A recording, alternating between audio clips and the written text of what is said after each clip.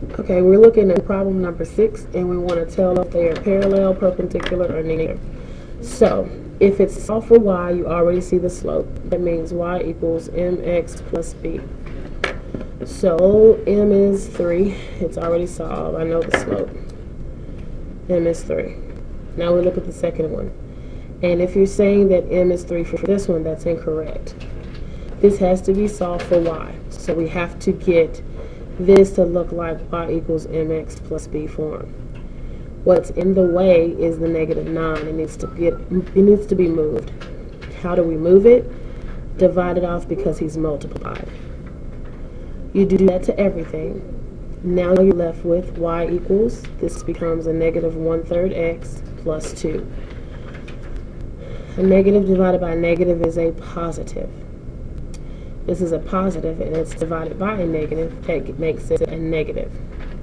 If you're asking why is the negative at the bottom here, but then it moves to the top, I challenge you to type that in the calculator just the way you see it. 3 divided by negative 9.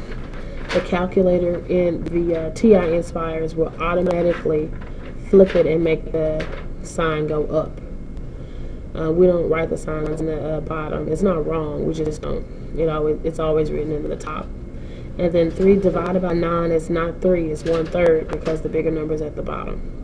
So now that we see the slope, which is negative 1/3, we need to compare.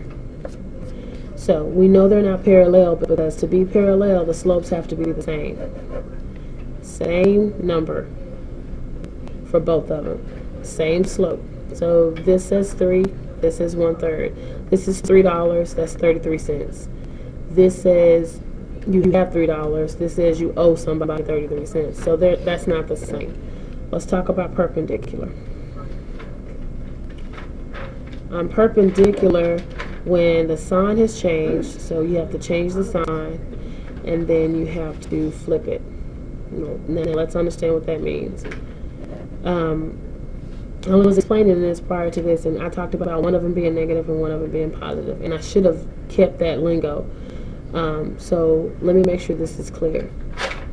When I mean change the sign, of the two slopes that you have, one will always be positive and one will always be negative when you have perpendicular slopes. So if I look at this slope here, the other one has to be negative because he's positive. If I start with this slope, because he's negative, the other one has to be positive. So one of the slopes will always be positive. And one of the slopes will always be negative. Now, what do I mean by flip? I mean just what it say, flip. So if I'm 2/3, I'm a flip to 3/2. That's what flip. That's what I mean when I say flip. The proper word is reciprocal. So when you hear me say that, know that I'm talking about flipping. That's all it means. So if I say flip 1/3, well, that means the 3 goes at the top, the 1 goes at the bottom. So the flip of that would be 3 over 1, which is 3. Now this is the one that gets hard. When I say flip 3, everybody get lost.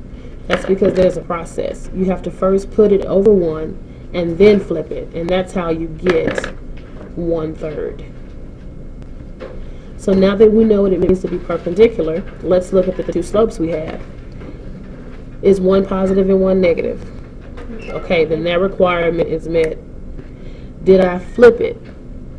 3, put it over 1, now flip it. Yes.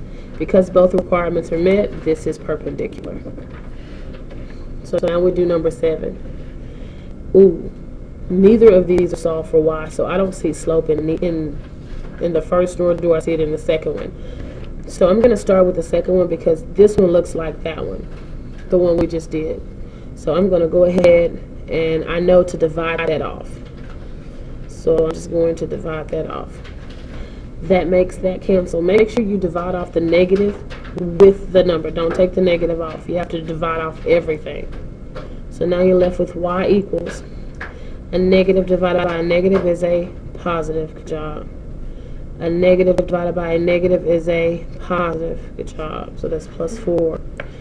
That means the slope that I'm going to write in this blank is 3 over 5. Now I come here and I look at this problem. I cannot go in and divide by 3. This is wrong. And we need to talk about why. It's wrong because on this problem, the x was already on the right side because it looks like y equals mx plus b. But here, the x term is not over there, so you have to move it. So that's wrong. You can't do that.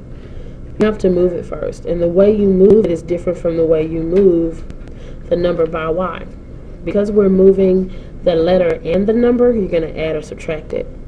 I'm adding him because he's negative, and that's the only way to make him disappear. When you add to the other side, that does not become 12. It doesn't become 18. Some people may think it's 18. No, it stays separate. Remember, I'm trying to make it look like y equals mx. That's why I'm putting him first, plus b, and I have to write that second. Yes, you can write plus a negative or minus 15. It's the same thing. Bring down the 5y, then divide off the 5.